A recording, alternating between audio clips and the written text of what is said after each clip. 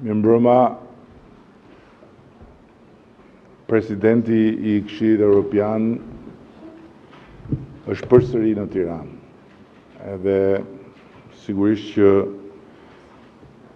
kjo është një kënaqësi e veçantë për ne. E natyrisht edhe personalisht është kënaqësi që të ritakohem me presidentin, I cili është një mik I dashur edhe shumë I mençur. I dashur Antonio, shumë faleminderit. Ne jemi këtu sot pasi presidenti ka vizituar të gjithë rajonin dhe është ndalur në Tiranë edhe për faktin se nesër do të jetë I pranishëm në takimin, në summitin e komunitetit politik evropian.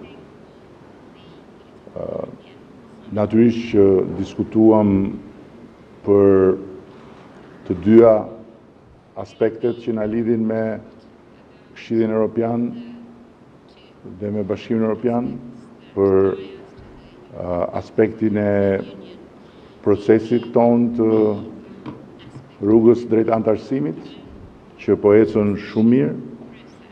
Sot Shqipëria është zyrtarisht në tryezën e negociatave me 16 kapituj të hapur, 8 kapituj të tjerë do të hapen në ditët në vijim dhe synojmë që t'i hapim të gjithë kapitujt brenda vitit, ndërkohë që siç e kam ndarë edhe publikisht gjatë gjithë fushatës elektorale në mënyrë të veçantë, plani I përbashkët me Komisionin Evropian dhe I mbështetur nga vendet anëtare është që të arrijmë të mbyllim negociatat në arkun e 3 vjetëve, domethënë nga 2024 kur filluan 2027.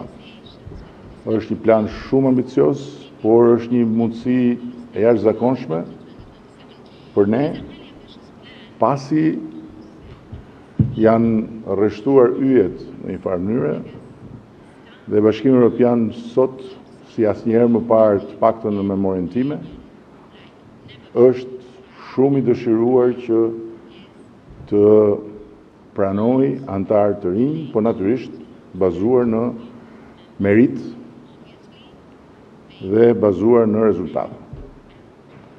Aspekti tjetër për cilin folëm me presidentin është natyrisht ecuria në tërësi e rajonit, sepse edhe kjo është e lidhur me arsyen pse Bashkimi Evropian sot është në gatishmërinë më të lartë për të pranuar antarë të tjerë, sepse edhe konteksti gjeopolitik është I tillë, dhe unë dëshiroj që të përfitoj nga rasti edhe sot, po patjetër edhe nesër kjo do të jetë pjesë e diskutimit, që t'i ftoj të gjithë kolegët e rajonit, miqtë e mi, që të mos e humbasim këtë moment që historia na e ka sjell në derë, dhe ta shfrytëzojmë maksimalisht këtë gatishmëri të Bashkimit Evropian, pa harruar që historia e gjithë këtyre viteve ka treguar se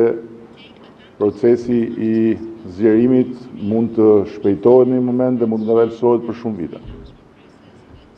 Dhe e fundit që dua të theksoj është që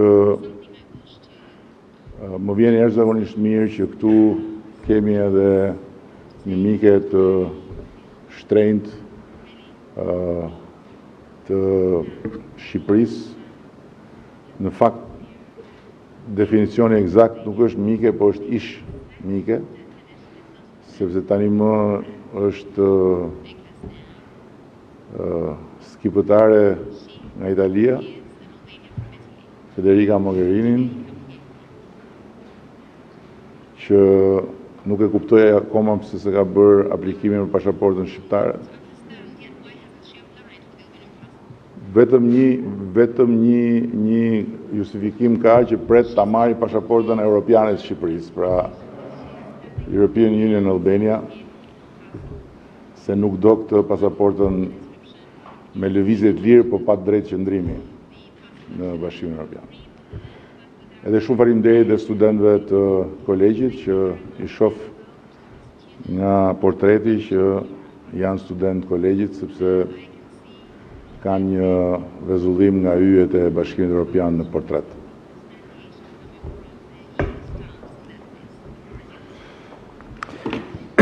Thank you very much, dear Prime Minister, dear Edi, for your hospitality, për mikpritjen, your për këtë mikpritje kaq të ngrohtë. Dhe që është kënaqësi për mua që përmbyll turin tim të 6 vendeve të Ballkanit Perëndimor këtu në Tiranë. Siç e dini edhe ju, për Bashkimin Evropian, zgjerimi me vendet e Ballkanit Perëndimor është investimi më i madh geopolitik që ne po bëjmë për momentin, dhe ky është momenti i duhur dhe e kemi ne në dorë tashmë për të arritur këtë proces sa më shpejt që të jetë e mundur. Shqipëria është mishërimi i procesit të zgjerimit të Bashkimit Evropian, duke qenë në rrugën e duhur drejt antarësimit në BE. Rezultati i zgjedhjeve këtë javë konfirmoi edhe një herë dëshirën e qytetarëve shqiptar për të integruar në Bashkimin Evropian, dhe i dashur Edi më lejoni t'ju përgëzoj edhe një herë. Faleminderit për këtë fitore mbreslënëse. Antarësimi i Shqipërisë në Bashkimin Evropian është objektivi ynë e përbashkët. Dhe këtu nuk bëhet fjalë për në qoftë se apo se si, por këtu bëhet fjalë për kur. Ju e dini pikërisht se çfarë dhe eksaktësisht se çfarë duhet bërë. Dhe ajo që dëshiroj të bëj është vetëm t'ju inkurajoj që syt t'i mbani drejt këtij objektive dhe të arrini rezultate të tjera edhe tashmë në fund, dhe pikrisht tashmë dy çështje janë kyçe: ruajtja e ritmit dhe intensifikimi i punës, në veçanti sundimi i ligjit dhe lufta kundër korrupsionit. Ne gjithashtu qëndrojmë së bashku krah për krah në arenën ndërkombëtare, natyrisht të vendosur për të thelluar bashkëpunimin ton për çështje që kanë të bëjnë me sigurinë dhe mbrojtjen. Gjithashtu, dialogu i parë i nivelit të lartë ndërmjet BE-s dhe Shqipërisë për mbrojtjen dhe sigurinë që organizua para pak kohë në Tiranë është një shembull shumë i mirë i parafrimit që ne kemi me njëri tjetrin. Kjo javë shënon edhe një gur tjetër kilometrik, organizimin e samitit të Komunitetit Politik Evropian në Tiranë, që do të sjellë në kryeqytetin tuaj mbi 40 udhëheqës evropian. Dhe është hera e parë që ky samit organizohet në këtë pjesë të Europës. Ndaj, më lejoni t'ju përgëzoj për organizimin e shkëlqyer të këtij samiti dhe me padurim pres takimet e ditës së nesërme. Jam i bindur që ato do të jenë produktive. Dhe më lejoni që të përdor këtë mundësi edhe për të përgëzuar Federica Mogherinin për një iniciativën për nismën në bashkëpunim me ju për çeljen e Kolegjit të Evropës këtu në Tiranë, dhe edhe unë i uroj mirëseardhjen studentëve të këtij vitit të parë që marrin pjesë pra në studimet, që është viti Jacques Delors, siç quhet. Sorry to don't manage dhe më vjen shumë keq që nuk do të kem kohë që të vi te Kolegji i Evropës, por ju kërkoj ndjes dhe është kënaqësi që ju shoh të gjithëve këtu të pranishëm. Faleminderit që erdhët, sepse Europa nuk ka të bëjë dhe nuk do të thotë vetëm begati. Nuk do të thotë vetëm vlera. Europa ka nevojë edhe për fytyrën tonë të përbashkët që ta kemi atë dhe në të ardhmen të përbashkët. Dhe prandaj që shoh vitin Jacques Delors në Shqipëri, vitin e parë pra, është një kënaqësi e madhe për mua, sepse pas baballarëve, pra atyre etërve themelues të Bashkimit Evropian, kjo ishte një gjë shumë e rëndësishme dhe tashmë Edi, ky është momenti, siç ka qenë në 92-shin, për të marrë hapin tjetër të rëndësishëm dhe fatmirësisht ju keni këmbë të forta dhe të gjata për të marrë hapa të mëdhenj përpara. Faleminderit. Exola Sheu, Euronews Albania. Pyetja e parë është për ju, zoti president. Kryeministri Rama më herët, por edhe sot në konferencë për media, ka deklaruar synimin që ka Shqipëria për përmbylljen e procesit të negociatave të antarësimit deri në vitin 2027 me qëllim antarësimin me të drejtat plota në familjen europiane në 2030. E shihni ju këtë si një objektiv realist dhe të arritshëm në këtë afat kohor? Ndërsa për ju, zoti kryeministër, vijon në të njëjtën tematik, gjatë fushatës elektorale ju kërkuat shqiptarëve votën me qëllim për t'ju premtuar atyre dhe dhënë pasaportën europiane. Tani që qytetarët ju besuan sërish mandatin e 4, a është ende premtimi që Shqipëria të jetë Bashkimin Evropian në 2030? Faleminderit. Well, I'm not looking for a magic data. Nuk është se po kërkoj ndonjë gjë, ndonjë datë në vetvete magjike, por ne do të shikojmë dita ditës se çfarë po bën Shqipëria, pra arritjet e Shqipërisë dita ditës. Dhe sa po të kemi përfunduar procesin, në atë moment Shqipëria do të bëhet shtet antar i Bashkimit Evropian. Pse jo madje edhe më përpara? Pse jo përpara vitit 2030? Që do të thotë që në rast se Shqipëria do të vijojë me këto rezultate me të njëjtën ritëm, atëherë është tërësisht e mundur që Shqipëria të bëhet shtet antar i Bashkimit Evropian përpara vitit 2030. Megjithatë, gjitha kjo varet nga ecuria juaj, pra nëse do të vijoni me të njëjtën ritëm, dhe unë jam i sigurt që me këtë mesazh të fortë që kam për qytetarët shqiptar dhe për ju, Edi, për ekipin tuaj, që në muajt në vijim dhe në gjatë 2 viteve në vijim, unë jam i sigurt që ju do të bëni një punë të shkëlqyer. Dhe vitin tjetër, kur të vi sërish për vizitë, jam i sigurt që nuk do të na duhet që t'i përgjigjemi të njëjtës pyetje, pra do të jetë mundur apo jo, sepse ndoshta pyetja do të jetë që po, unë këtë dëshiroj të dëgjoj, pra që Shqipëria do të bëhet shtet antar së shpejti. Faleminderit. Besoj që në të gjitha rastet do vish vitin e ardhshëm se do hapim kolegjin e ri. Right? Jemi duke ndërtuar një godin që është më e bukur se ajo në Brush. Kjo është ambicia, edhe do vish ta inaugurosh në të gjitha rastet. Tani për sa i përket pyetjes, unë nuk e kuptova pyetjen,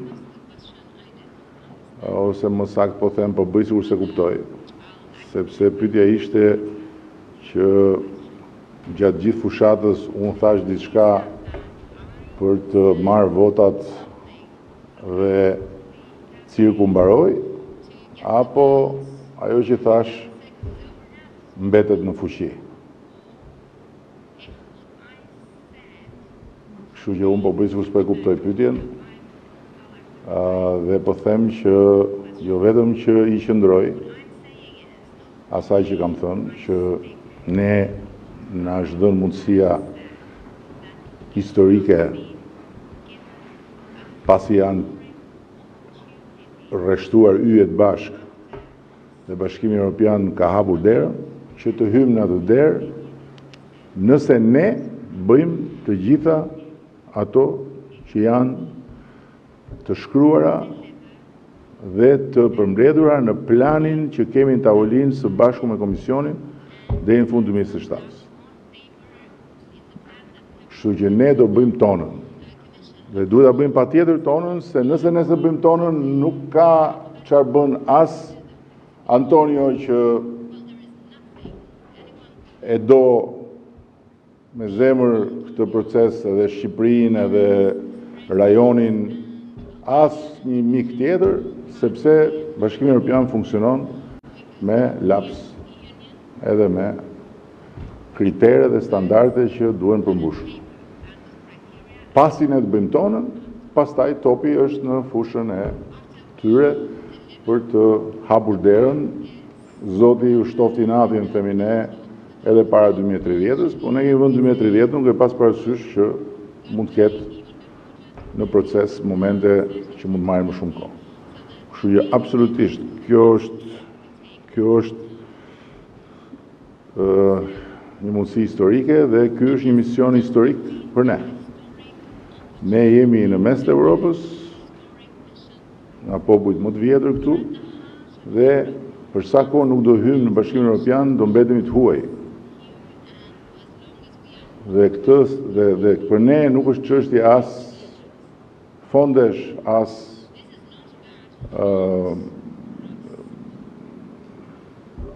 prosperiteti, por në radhë parë është çështje dinjiteti. Është çështje identiteti, është çështje përkatësia. Dhe ne duam ta mbyllim këtë proces. Greta Bullari, televizioni ABC News.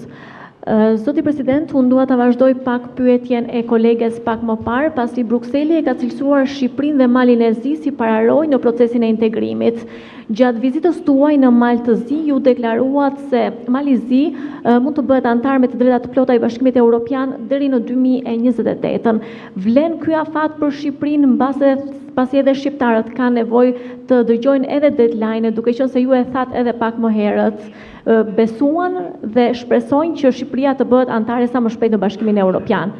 Zoti Kryeministër, keni deklaruar dhe më herët që mandati juaj 4 do të jetë pikërisht mandati i integrimit të Shqipërisë në Bashkimin Evropian. Cilat janë fushat prioritare me të cilat do të bazohet apo do të specifikohet ky mandati 4 për të përshpejtuar procesin e integrimit? Faleminderit. Look, we are living a very special moment in the world. And these very special moments, të veçanta në botë sot, dhe në këto momente të veçanta, më shumë se kur ne kemi nevojë që të përshpejtojmë bashkimin e të gjithë Europës dhe forcën, fuqinë e saj. Dhe kjo na sjell në këtë moment për zgjerimin, sigurisht për Ukrainën, Moldavinë, edhe Gjeorgjinë në rast se ata dëshirojnë, por sigurisht edhe për Ballkanin Perëndimor.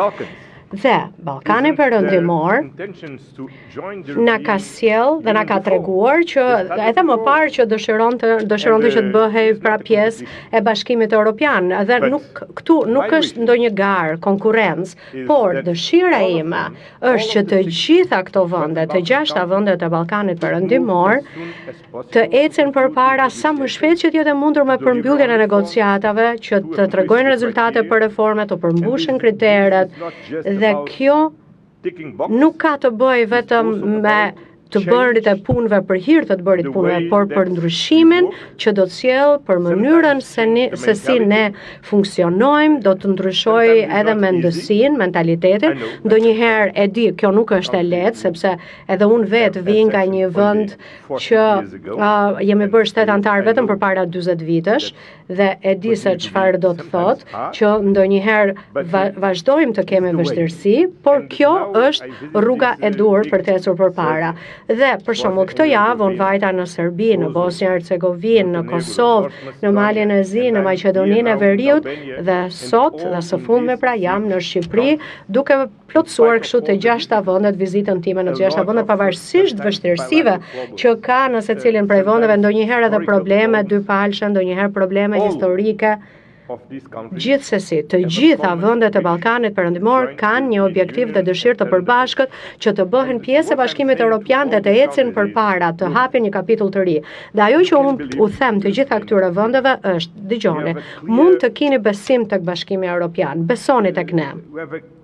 Ne kemi një vullnet të qartë politik në Këshillin Evropian. Ne kemi një angazhim të qartë nga Komisioni Evropian, që ky është momenti i duhur për të arritur këto rezultate dhe duhet ta përdorim këtë moment, këtë çast. E mbaj mend shumë mirë përpara disa vitesh që ne kemi ardhur këtu në Tiranë dhe kemi dëgjuar Edi Ramën kur tha: "Dëgjona, askush nuk ju beson më, ose që ne do të bëhemi shtet antar." Sepse aq shumë herë është thënë sa tashmë ndoshta askush nuk e beson. Por ajo që ka ndodhur në secilin prej këtyre vendeve të Ballkanit Perëndimor gjatë 2 viteve të fundit, por edhe mënyra se si ka ndryshuar Bashkimi Evropian gjatë 2 viteve të fundit, ka ndryshuar tërësisht mendësia edhe në Bashkimin Evropian, pra edhe qasja. Kështu që jam e sigurt që edhe Edi Rama beson tashmë në një gjë që nuk besonte deri diku përpara 2 vitesh. Kështu që kjo do të thotë që tashmë kjo gjë është e mundur. Për mua, edhe kur përpiqem madje, që e zëm, edhe në qoftë se do harroj për Ballkanin Perëndimor, se sa herë hy në zyrë çdo ditë, shikoj një kanoqe Coca-Cola me një dizajn shumë të veçantë nga vetë Edi Rama. Dhe në vetvete ajo kanoqe është shumë e veçantë. Është simbolike, jo vetëm për faktin që i kishte projektuar e ka dizenjuar Edi Rama, por sepse kur isha për vizitë në zyrën e tij përpara disa vitesh në një cilësi tjetër, ai më ofroi një libër nga një shkrimtare vërtet e madhe dhe shumë e mirë shqiptare në portugalisht, Lea Ypi, të lirë, dhe unë e lexova librin gjatë udhëtimit ndërmjet Shqipërisë, Tiranës dhe Lisbonës. Dhe me të vërtet që e pëlqeva shumë atë libër, u apasionova shumë bas librit, a e di që ajo po shkruan sërish, dhe është një novel fantastike për të kuptuar historinë tuaj, historinë e Shqipërisë, por edhe historinë e vendeve të Ballkanit Perëndimor. Dhe kjo është arsyeja sepse unë e kam ofruar si dhuratë Krishtlindjeje udhëheqësve të Europës librin e Lea Ypit.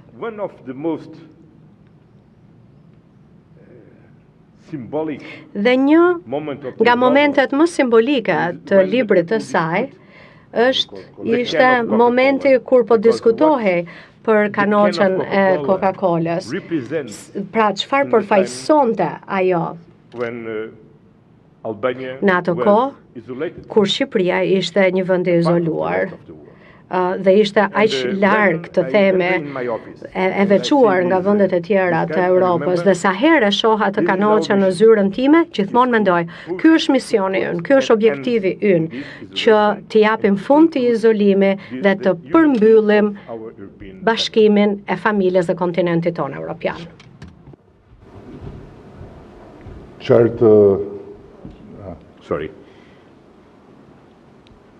Qatë them mund tani mbas kësaj, nuk besoj se ke nevojë që unë të shpjegoj detyrat që duhet të bëjmë, se po t'i hyj këtij shpjegimi duhet ta mbajmë presidentin e Këshillit Evropian deri pas nesër këtu. Edhe duhet humbim edhe EPC-n, kaq shumë detyra ka BE-ja. Por ne jemi shumë të vendosur t'i bëjmë. Siç e dini, ne kemi dhe një model inteligjencë artificiale që na ndihmon shumë për gjithë procesin e transferimit të aki komunitar në gjuhën shqipe dhe të një sër informacionesh të tjera që marrim nga modeli. Dhe kemi dhe gjithë bindjen që pikërisht tani ky moment, si shta dhe Antonio, e ka ndryshuar komplet qasë. Vetëm një gjë doja të korrigjoja, unë personalisht nuk e kam humbur asnjëherë besimin, po gjithmonë kam thënë që kjo është një histori dashurie ku deri kur ana tjetër do ta ndjej nevojën për ty, ti duhet mos dorëzohesh. Dhe duhet jesh gati në momentin kur ana tjetër do hapi dritaren, mbasi ti rikëndon poshtë dritares me vitet tëra bën serenata, nuk hapet dritarja. Kështu tani dritarja është hapur, çarçafi është hedhur poshtë. Ne tani të dashuruarit duhet ngjitemi duke pas parasysh që dritarja mund mbyllet. nëse ne nuk arrim të ngjitemi me shpejtësinë e nevojshme. Ky është pak a shumë panorama.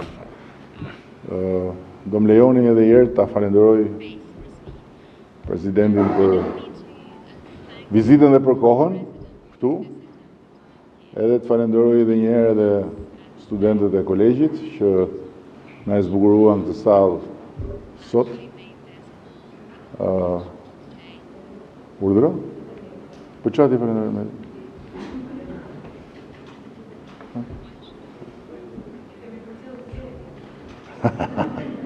Po jo, falenderoj dhe juve patjetër, po nga që juve ju kemi këtu gjithmonë, ju falenderoj me disponimin tonë. Kjo ishte ideja, po patjetër falenderoj dhe ju të gjithëve. Shumë falenderoj. Thank you, Antonio. Gracias. Obrigado.